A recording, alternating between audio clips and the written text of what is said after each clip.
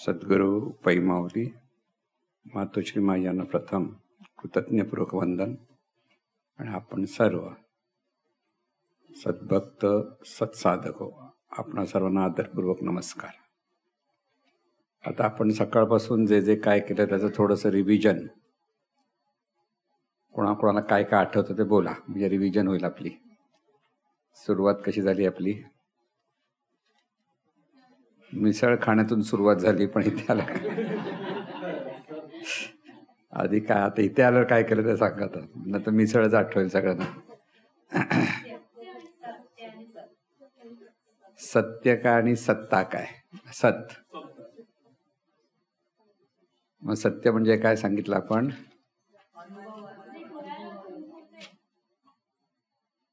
वर्तमानात जे अनुभवता येतं किंवा जाणता येतं ते सत्य. आणि सत म्हणजे काय? सतत असते ते सत.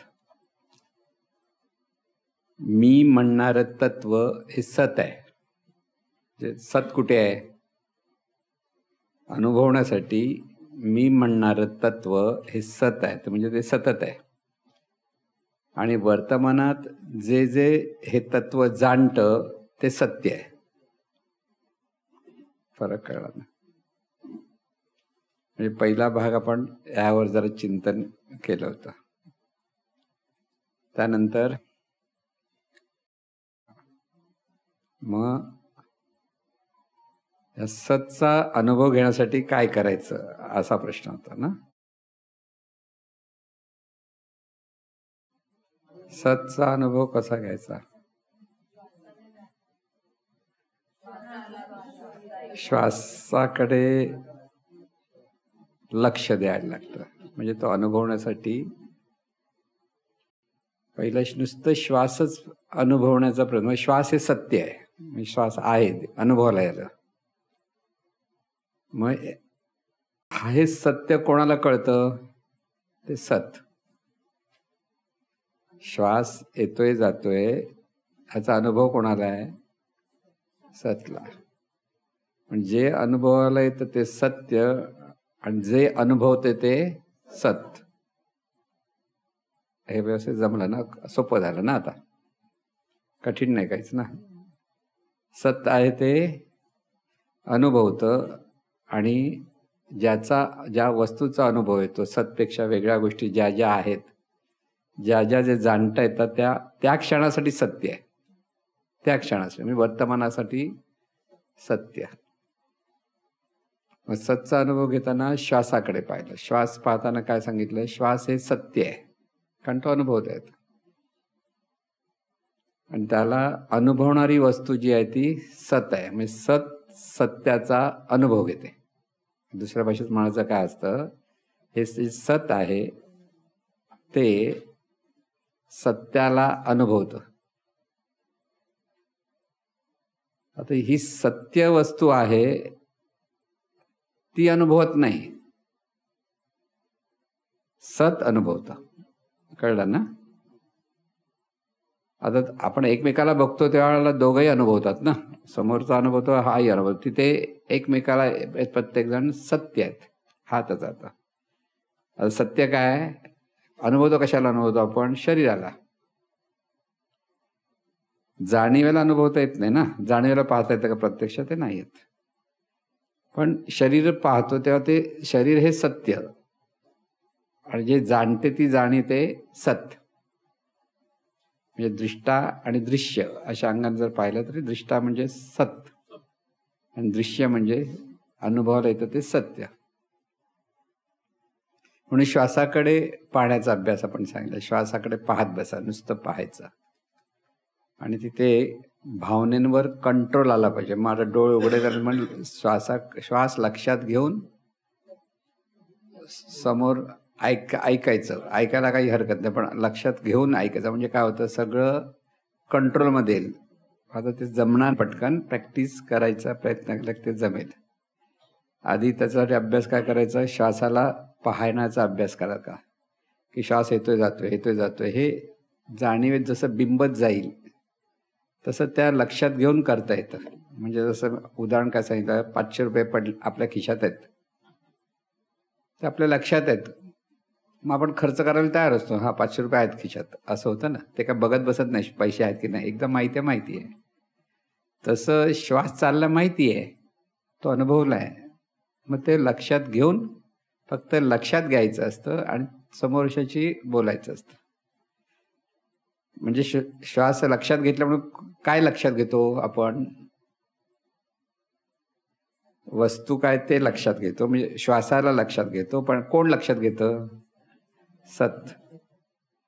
म्हणजे सतचं अस्तित्व तिथे सतत असतं. ज्यावेळेला आपण सगळ्या गोष्टी लक्षात घेतो, आपण म्हणजे कोण? सत. पण आपलं आपण ते लक्षात घ्यायला हवं की इथे सत आहे आणि सत श्वासाकडे की जाणीव श्वासाला लक्षात घेते, एवढं करून पाहायचं. म्हणजे जाणीवेचंही स्मरण राहतं आणि भावनांवरती कंट्रोल येतो. कळलं ना? गौतम बुद्ध वगैरे एकदम शांत बसायचे, काही झालं म्हणजे काय ते सतमध्ये असायचे. ते व्हायचा प्रश्नच यायचा नाही त्यांना. कळलं ना? असं. त्याच्या पुढे काय शिकलो आपण? त्यानंतर काय केलं ते नंतर, आता शेवटी ना ते प्रश्न आहे ते ना. पण अगोदर काय, त्याच्यात पण सांगितलं होतं आपण कुठे पाहायचं, काय पाहायचं, अंगाने थोडंसं चिंतन केलं होतं. आणखीन काय सांगितलं होतं?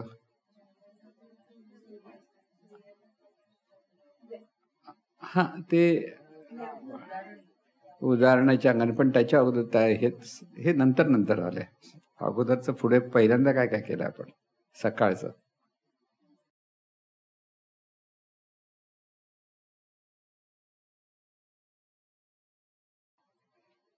अनुसंधान आपण गेल्या वेळेला केलं होतं, पण ते प्रॅक्टिकल आपल्याला जर अनुभवायचं असेल तर प्रॅक्टिकल त्याला साधना करावी लागेल, तर ते अनुसंधान व्यवस्थित समजेल असं ते सांगितलं होतं अनुसंधानाच्या बाबतीत.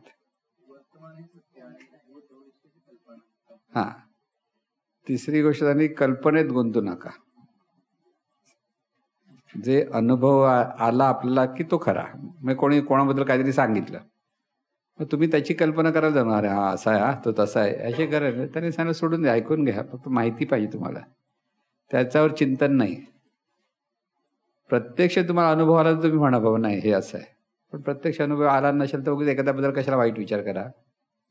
सावध राहा, पण त्याबद्दल वाईट विचार नाही करायचा, अनिष्ट विचार नाही करायचा थोडक्यात.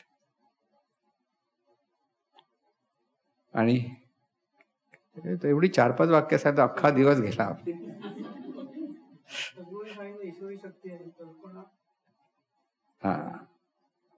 कल्पना आणि भाव ह्याचा अर्थ. भाव कधी म्हणायचं? शिष्यासाठी ती कल्पनाच असते. तू ईश्वर आहेस का, तू जाणीव आहेस, ही शिष्याला माहिती नाही. आपण जाणीव कुठे कोणाला माहिती असं होतं. सद्गुरूंनी सांगितलं, तू शिष्याला सांगतात की तू जाणीव आहेस का, तू ईश्वरच आहेस. आणि ती कल्पना शिष्य सद्गुरूंच्या श्रद्धेपोटी ती धारणा करतो, तेव्हा असतो तो भाव. ज्ञान अधिक कल्पना इज इक्वल टू भाव. ज्ञानाच्या अधिष्ठानावर कल्पना असेल तो भाव, अज्ञानाच्या अधिष्ठानावर कल्पना असेल तर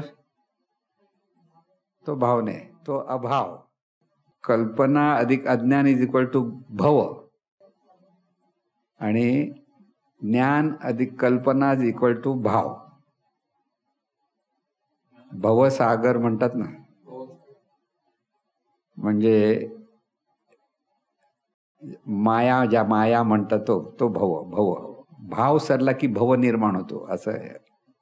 भव म्हणजे अज्ञानातून आपण कल्पनेतून वाहत जातो, त्याला म्हणतात भव किंवा भवसागर असं म्हणतो.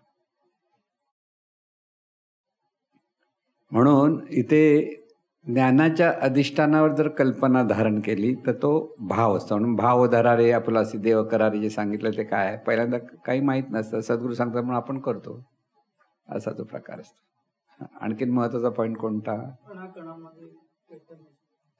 म्हणजे चैतन्य शक्ती सर्वत्र कशी आहे या अंगाने आपण चैतन्य शक्तीचं ते चिंतन केलं होतं की चैतन्य शक्तीच, त्याला जाणीव पण म्हणतो आपण, आत्मतत्व पण म्हणतो. पण जाणीव शब्द अधिक आपल्याला चांगला कळतो. चैतन्य शक्ती खरं म्हणजे तेवढा पाहिजे तसा कळतो असं सांगतात. एकदा आता माहिती झालं कळेल. पण जाणीव म्हटलं की जवळचा शब्द वाटतो, की जाणते ती जाणीव. कळलं ना? तर जाणते ती जाणीव हा एकदा कळलं की आपण त्याला चैतन्य स्वरूप म्हटलंय, त्यालाच आत्मतत्व म्हटलंय. म्हणजे या सगळ्या गोष्टीचा एकच अर्थ. कोणता अर्थ? आत्मतत्व. म्हणजे नेमकं काय? समजण्यासाठी काय नेमकं लक्षात येतं? काय? चैतन्य किंवा हे सांगितलंय जाणीव, तर त्याला नेमकं त्याला समजण्यासाठी काय? पाहणारा. हे सगळ्यात सोपं. त्याला जाणीव म्हटलंय, आत्मतत्व म्हटलंय, ब्रह्म म्हटलंय. ते नेमकं कुठे आहे? पाहणारा आहे तेच. लक्षात आलं? म्हणजे पाहणारा म्हणजे पाहतं ते सगळ्यात सोपं. ह्याच्यापेक्षा सोपं आता नाही. पाहणारा आहे तो जाणीव आहे. ती जाणीव पाहते म्हणून तिला पाहणारे म्हटले. जाणते म्हणून त्या जाणीवेच्या परत त्यांनी विचारल्यावर आपण त्या स्टेप सांगितल्या. पाहणं, जाणणं, पुढे दृष्टा, पुढे ज्ञाता, पुढे ध्याता, करता आणि भोगता. त्याच्या अगोदर तो स्फुरता, अस्ता स्फुरता, ज्ञाता ध्याता, अस्ता स्फुरता, दृष्टा, ज्ञाता ध्याता, करता, भोगता. सतत हे आपल्याकडे होतं म्हणजे आपल्याला ते माहीत नाही, आपलं लक्षच नाही. आपणच पाहतो ना. पाहिलं की जाणतो, जाणलं की चिंतन करतो, चिंतन केलं की कृती करतो, कृती केलं की भोगतो. आता ही स्टेप जर कळली तर करण्याकडे आपण सावध राहू, कृतीकडे सावध राहू. म्हणजे इथे कंट्रोल आपण म्हणतो. कृती करतानाच आपण कधी कधी हडबडतो. म्हणून सावध पाहिजे ना. इथे ह्या स्टेप्स मध्ये सावध आहे की दृष्टा एकदा जर कळला तर बरोबर, ज्ञानातून दृष्टा झाला तर ते सगळं बरोबर होतं. जर अज्ञान असेल तर तिथे होत नाही, तिथे गोंधळ होतो परत. आणखीन काय आठवतंय सगळ्यांना दिवसभराचं? हा, सतचा अनुभव येईल तेव्हाच खरं अनुसंधान सुरू झालं, नाही तर शाब्दिक असतं बऱ्याच वेळेला. कळलं ना? हा, हे सगळं सतत आपल्याला स्मरण कुठे कुठे असलं पाहिजे. झोपेत पण स्मरण असलं पाहिजे, स्वप्नात पण स्मरण असेल आणि जागृत असेल तर तुम्ही परफेक्ट झालात. नुसतं आता जागेपणी स्मरण आहे म्हणतात, तर जागेपणी स्मरण असतं नसतं का? कारण ते स्मरण जेव्हा झोपेत जाईल ना, झोपण्यात सुद्धा आहे ते जाणीव आहे की पाहणाराच आहे किंवा चैतन्य शक्ती, हे जर स्मरण असेल तर जागृतीमध्ये ऑटोमॅटिक आलंच म्हणून समजा. कारण झोपेत म्हणजे अंतर्मनात स्मरण केलं. आता आज अंतर्मनात स्मरण काय? मी अमुक आहे, आपलं नाव गाव आहे, ते आपलं स्मरण आहे. कळलं ना? म्हणून इथे विकार जे निर्माण होतात ते देहभावातून. एकदा हे सत कळलं तर हे विकार निर्माण होणार नाहीत. म्हणून आपण रागावतो, चिडतो, भांडतो, हे सगळं जे आपल्याकडे येतं ते कशामुळे येतं? देहभावामुळे. म्हणजे इथे लगेच हुशार व्हायला पाहिजे. अरे रागवतोच तर देहभाव आला. तर देहभाव येता कामा नाही. म्हणजे अहंकार अतिशय पकडून बसला. अहंकार सुटत नाही आपल्याला. सोडायचं म्हटलं तरी सुटत नाही, असा तो अहंकार आहे. म्हणजे देहभावच आहे तो, आणि त्यामुळे तो सुटत नाही. म्हणून तो सोडण्यासाठी काय केलं पाहिजे? काय केलं पाहिजे? त्यासाठी सद्गुरूंना शरण जायचं. सद्गुरू भक्ती का पाहिजे? सगळ्यात सोपा उपाय म्हणजे सद्गुरूंना शरण गेल्यानंतर सद्गुरू जे सांगतात त्याप्रमाणे आपल्याकडनं व्हायला लागलं की पहिला मी करता हा अहंकार बाजूला होतो. सद्गुरूंनी सांगितलं मी केलं, मग ते दोष कशाला पाहिजे? म्हणून तिथे सद्गुरूंवरती श्रद्धा पाहिजे. तिथे सद्गुरू म्हणतील त्याचप्रमाणे केलं पाहिजे. मग इथे भक्ती महत्वाची. म्हणून समर्पित काय करायचं?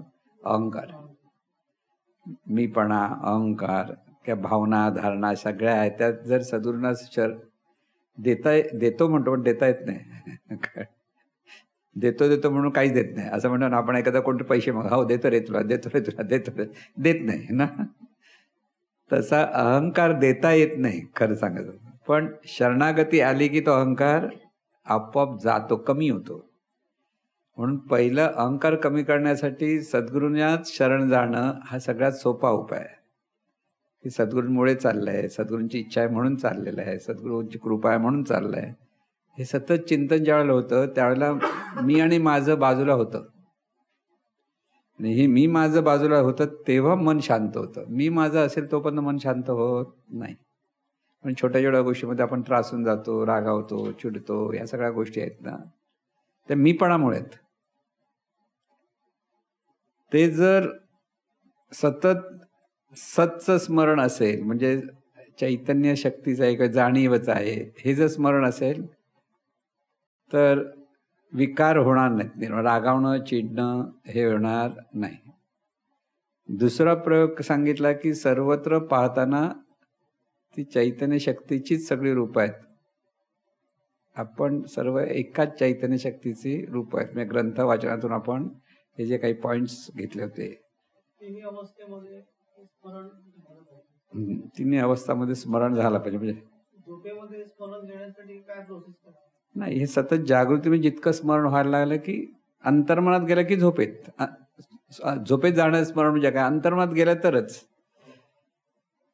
आपण गाढ झोपलो होतो, तिथे कसलं स्मरण असेल असं प्रश्न जर विचारला तर मी अमुक आहे हेच स्मरण असणार, दुसरं कसलं असणार, कळलं ना. कारण स्वप्नात पण मी अमुकच स्वप्न बघतो ना. लक्षात घ्या, आपलं स्वप्न बघताना मी असं स्वप्न बघितलं, मला असं स्वप्न पडलं असं म्हणताना हा मी म्हणून जो आहे तो कोण आहे, तर देहभावात मी असं तो म्हणतो ना. हे जे आपल्या लक्षात येतं, आपला देहभाव गेला नाही हे कळेल परत. म्हणजे इतकं स्मरण करायचं असतं की ते अंतर्मनात पोचलं की मग ते तिन्ही अवस्थेमध्ये येणार. एकदा अंतर्मनाने ते धारण केलं की जाणीवच आहेस, दुसरं काही नाही, की तो खरा संन्यासी.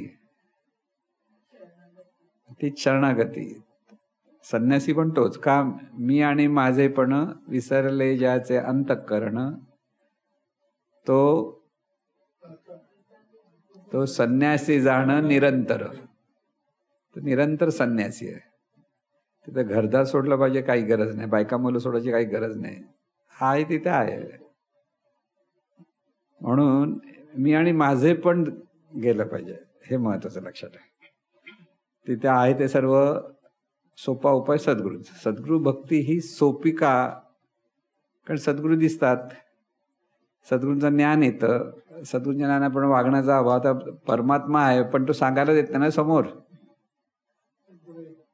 सद्गुरू समोर येऊ शकतात, सद्गुरू सांगतात, सद्गुरू विचारलं तर ते बोलतात, हे सगळं आहे म्हणून ती भक्ती आहे.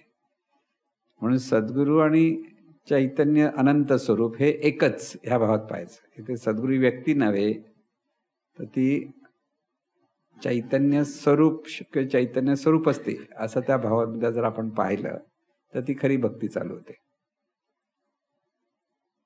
आणि पुस्तकाच्या अंगाने आपण काय काय चिंतन केलं, परमेश्वराचा वेध कसा घ्यायचा. मग परमेश्वर वेध काय सांगितलं की प्रत्येक ठिकाणी जाणीवच आहे. म्हणजे प्रत्येक माणूस जे आपण पाहतो त्या माणसाकडे पाहताना काय लक्षात आलं पाहिजे, ती चैतन्य शक्तीच आहे किंवा जाणीवच आहे. आपल्या स्वतःकडे अनुभव पहिला घ्यायचा आणि त्या अनुभवातून समोर आहे ती जाणीवच आहे, जाणीवच आहे इतकं पक्क व्हायला पाहिजे की तिथे व्यक्ती म्हणून पाहण्याचं हेच येणार नाही, कळलं ना. आपल्या बाजूने ती शक्ती आहे हेच पाहायचं. ती व्यक्ती म्हणून ती जरी जाणीव कार्यरत असेल, देहभावात असेल, काही असेल, तर तिथे आपल्याला तेच लक्षात पडलं की जाणीव आहे आणि तिथे दिव्यत्व आहे. प्रत्येक ठिकाणी दिव्यत्व आहे. कर्माकडे चुकत असेल तर त्याचं भलं होते म्हणून शांत बसा. आणखीन काय राहिलंय, प्रायोरिटी कशाला द्यायची, सगळ्यात महत्व. आपल्याला कुठे प्रायोरिटी द्यायची ही बऱ्याच वेळेला आपल्या लक्षात येत नाही. म्हणजे जीवनाचं प्लॅनिंग करायचं म्हणजे काय, प्रायोरिटी कशाला दिली पाहिजे कळलं पाहिजे, कोणत्या वेळेत काय करायचं हे कळलं पाहिजे. वेळेत आपण करतो पण कधी कधी वेळ गेलेली असते, मग तिचा उपयोग होत नाही. प्रायोरिटी देणं, ज्या ज्या वेळेत ते करणं, ह्या गोष्टी जर आपण शिकलो ना तर जीवनात यशस्वी होतो. प्रायोरिटी काय, कोणती गोष्ट पहिली केली पाहिजे हे स्वतःच आपल्याला ठरवायचं.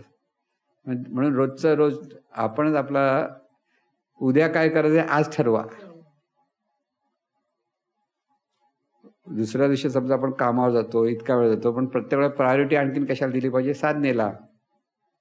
साधनेसाठी वेळ दिलाच पाहिजे, नाहीतर ते शक्य होत नाही. म्हणून 1 तास तरी आपल्याला, कसाही जरी खूप बिझी माणसं असतील तरी प्रत्येकाने, साधक जो आहे त्याने कमीत कमी 1 तास साधनेसाठी द्यायला हवा. लक्षात घ्या. आणि त्याचा गोल काय, आपला नेहमीचा म्हणजे स्वरूपानुसंधान, हे आपलं ध्येय. गोल म्हणजे ध्येय,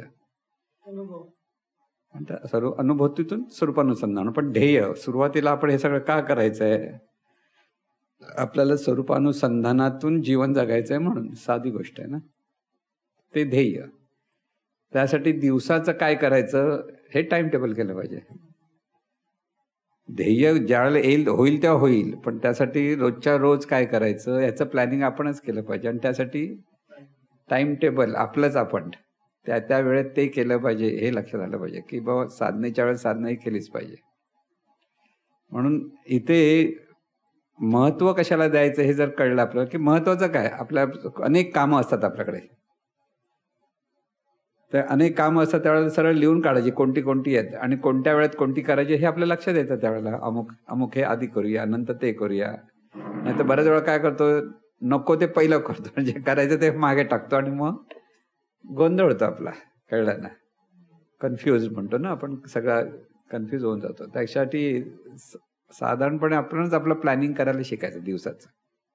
आणि त्यात साधनेचं महत्व आपल्याला समजलं पाहिजे, की सगळ्यात महत्वाची साधना. वेळ असेल तर आणखीन बऱ्याच गोष्टी करू शकतो.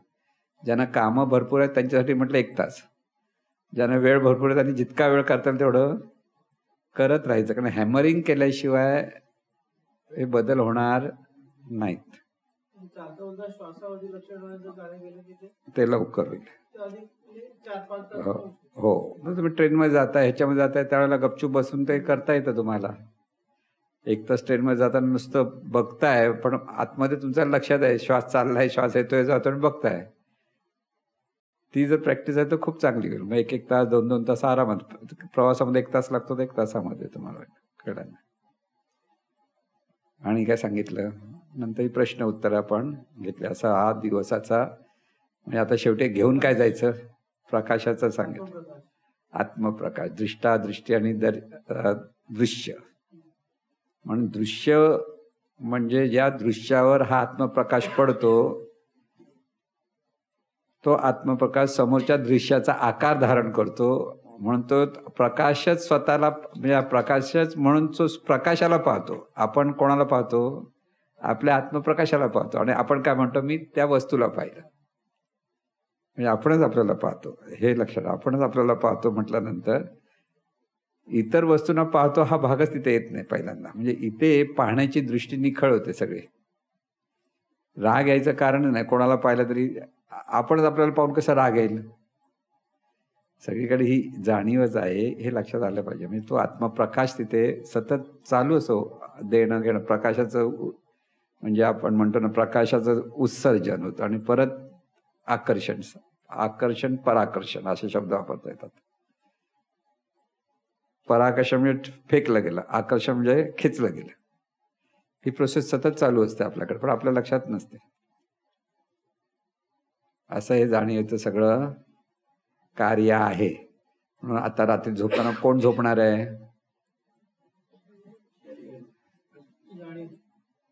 एक नक्की सांगा, कोण झोपणार?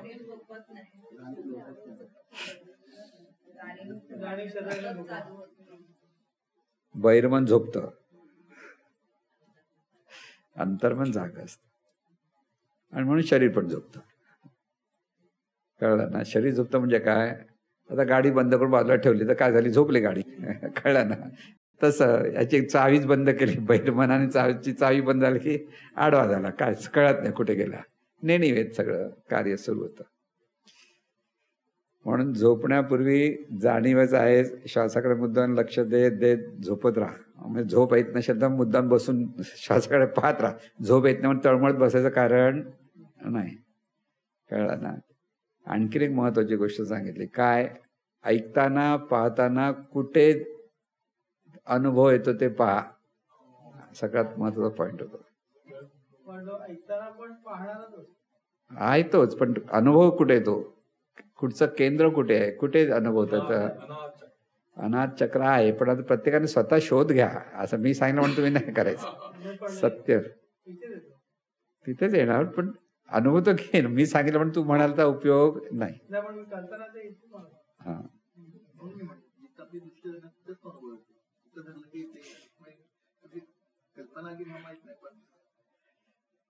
केंद्र आहे, ते केंद्र आहे, तिथे अनुभव येतो. असं त्याचा प्रयत्न करून बघ ना. आता इथे पाहतो, इथे पाहतो, इथे पाहतो करून बघतो, देतं काय, कळतं का बघा. अनुभव करून बघा, मोजून लक्षात घ्यायचं ना. आपल्याला प्रयोग करायला काही नाही.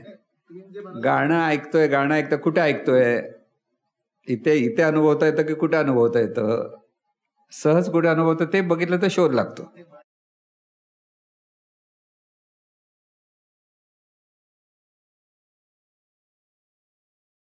प्रयत्न करून बघ. म्हणजे मी नाही काय म्हणत, प्रत्येकाने शोध प्रत्येकाचा घ्यायचा.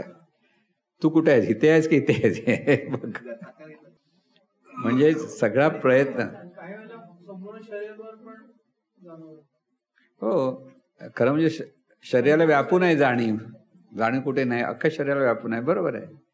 पण अनुभवण्याच्या वेळेला गाणं ऐकताना तुम्हाला कुठे अनुभवताय, तुम्हाला अगदी सुंदर गाणं ऐकताय तुम्ही, तर त्यावेळेला ऐकताना कुठे अनुभवता ते लक्षात घ्या. कुठे अनुभव येतो, कुठे अनुभव येतो शोधा ना.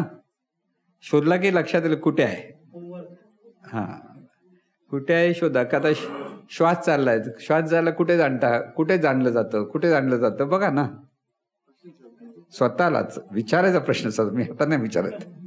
स्वतःकडे स्वतःला प्रश्न विचार की झोपताना श्वास चाललाय, श्वास चाललाय, श्वास चाललाय, कोण जाणतं, कुठे जाणतं, कुठे जाणतं शोधा. कुठेतरी जाणलं जातं म्हणून तर कळतं ना, नाही तर कळणार कसं. जाणतं तर हे खरं आहे ना. प्रत्येक गोष्ट आपण जाणतो, पाहतो, ऐकतो, हे आहे, सत्य आहे. पण ते कुठे जाणलं जातं, म्हणजे ते केंद्र कुठे आहे हे जर कळायला लागलं की आपोआप ते सतचं स्मरण व्हायला लागतं की जाणणारं तत्व जाणतंय.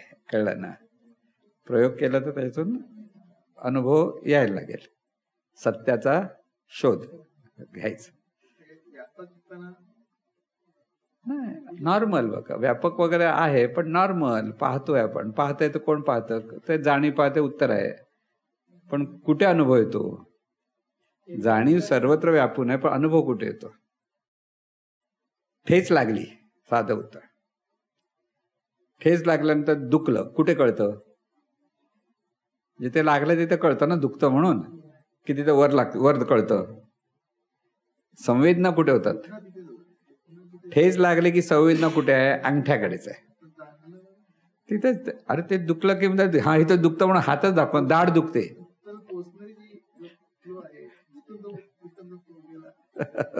तसा तो इथून आहे सगळीकडेच आहे, त्याला काय वेगळं काही नाही. तर दाढ दुखत असेल तर संवेदना कुठे येतात, दाढीकडे. जिथे दुखतं तिथे बरोबर कळतं तिथे दुखतं. बरोबर ना. पण इतर वेळेला जाणताना कुठे जाणतं हे कळत नाही, कारण तिथे लक्ष देत नाही आपण. काहीतरी झालं की दुखतं. पुढे अपमान केला कुठे लागतं. अपमान केला, समजा तुमचा अपमान केला तर काय वाटतं, वाईट वाटतं वगैरे सगळं. पण कुठे जाणलं जातं.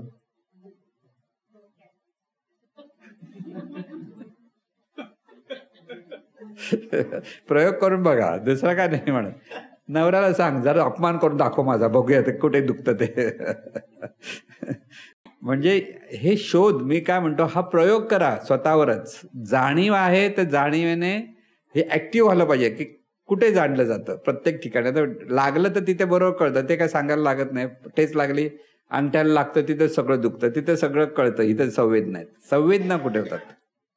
अख्खी जाणीव जाणते, पण जाणीवचे संवेदनाचे काही पॉइंट्स आहेत, ते कळलं की जाणीव कशी कार्य करते ते कळेल आपल्याला.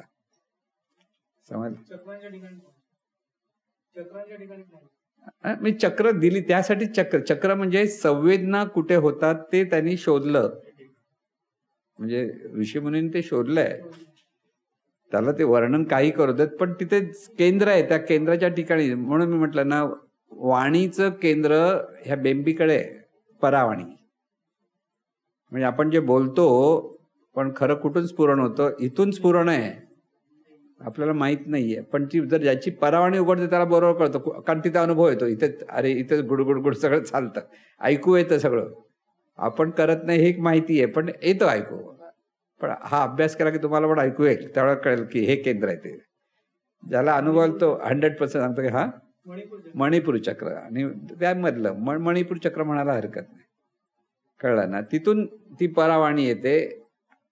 मनात असते तर तिला पश्यंती म्हणतो.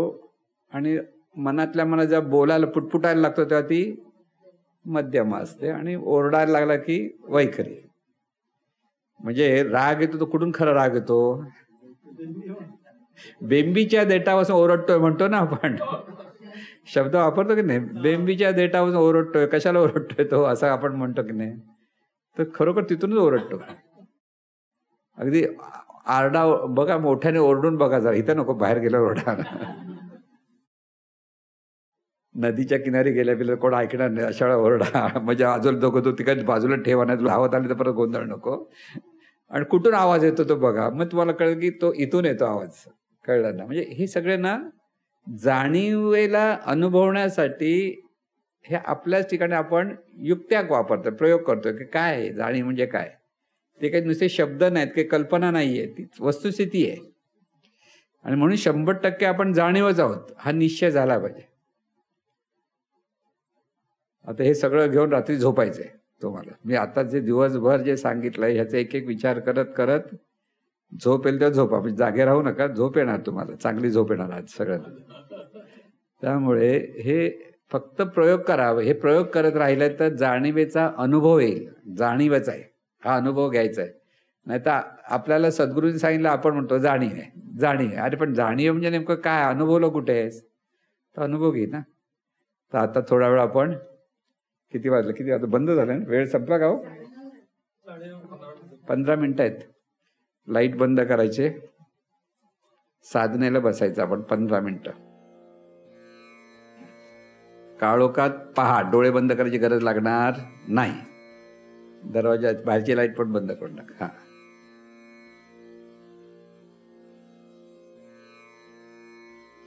आता बघा बघा, जाणीव फक्त आकार आहेत एवढंच ओळखते. कोण कुठे बसलाय कळतं का?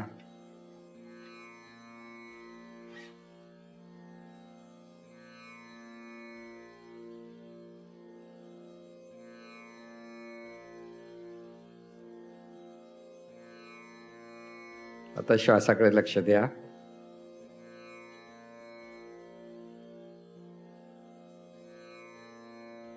सगळीकडे काळोख आहे, पण आपण आहोत हेच भान आहे ना? प्रत्येकाला माहिती आहे ना आहेत की नाही. संपलं आता, काय दिसत नाही असं म्हणतो का आपण? नाही, आहे. हे आहेच भान. श्वास येतो आणि श्वास जातोय, मुद्दाम श्वासाला धरा.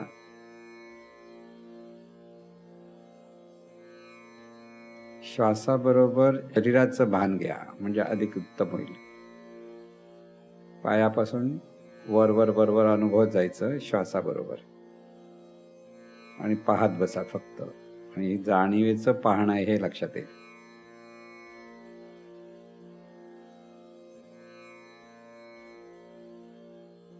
डोळे उघडे आहेत, काही दिसत नाही, अस्पष्ट कळतं, पण ते काही स्पष्ट कळत नाही. पण हे सगळं जाणीव अनुभवत आहे हे लक्षात येईल.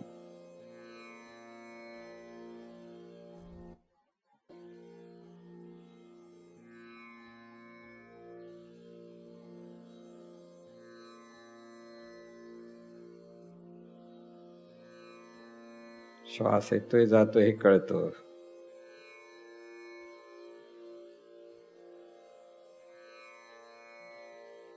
जाणीवच आहे.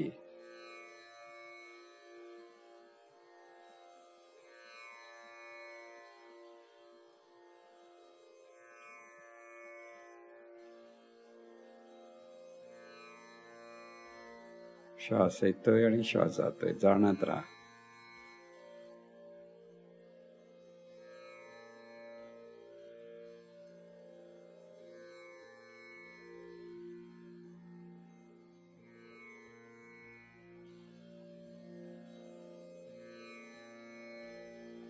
जे जे कानावर पडतंय तिथे लक्ष नाहीये, पण ते आहे हे कळतं. जाणीव जाणत आहे हेच लक्षात घ्या.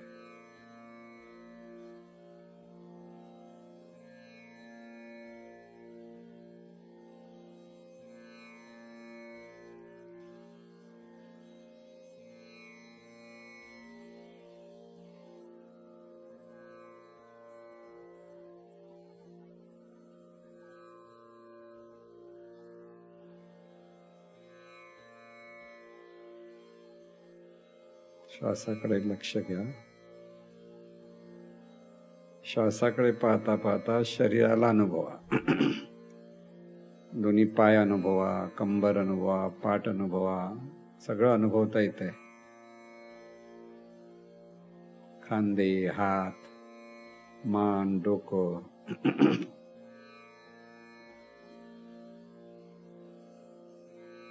म्हणून जाणते ती जाणीव.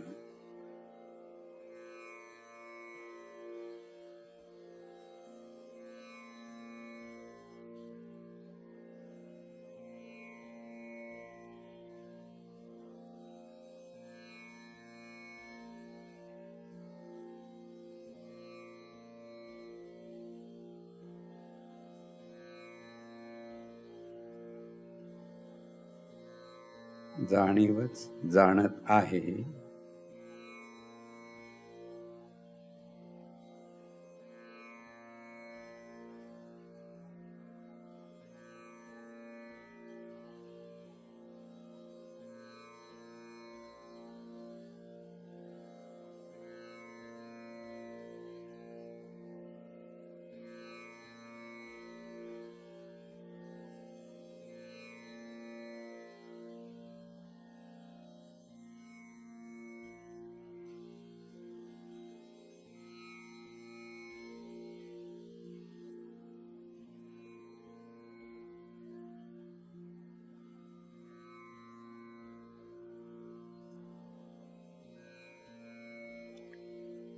श्वास अधिक स्पष्ट कळतोय हे लक्षात येईल.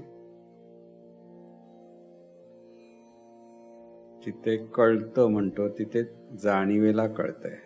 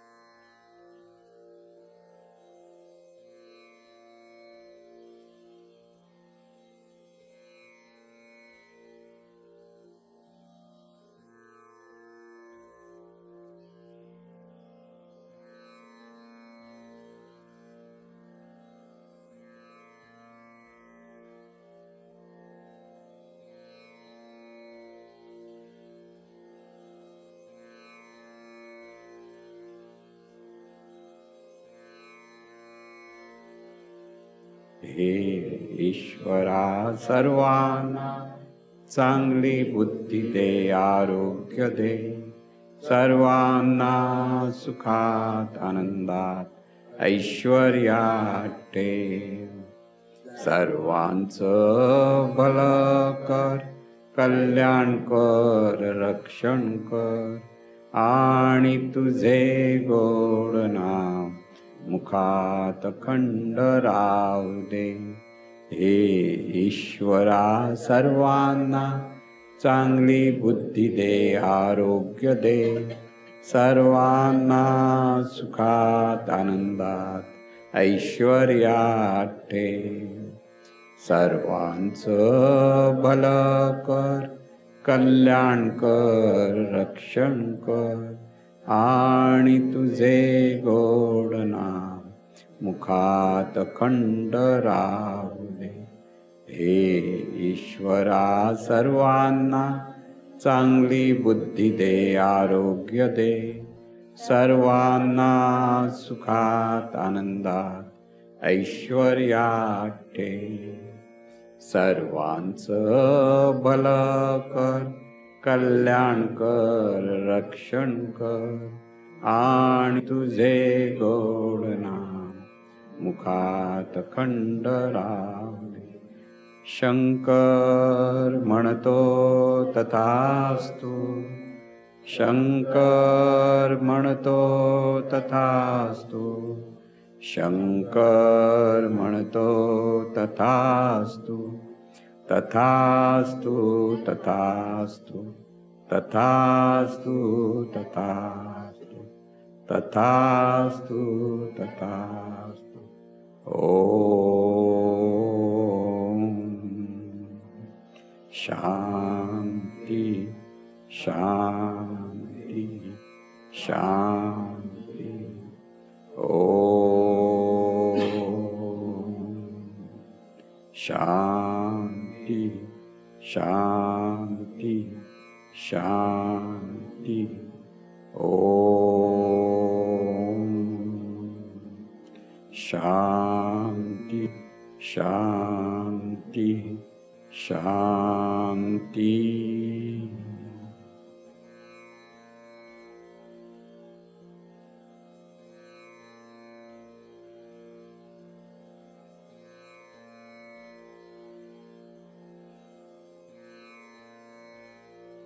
पुंडलीक वरदे हरी विठ्ठल. श्री ज्ञानदेव तुकाराम. सद्गुरु श्री नारायण महाराज की जय. सद्गुरु श्री पै महाराज की जय. सर्व संतन की जय. वासुदेव हरि वासुदेव हरि वासुदेव हरि. बजरंग बली की जय.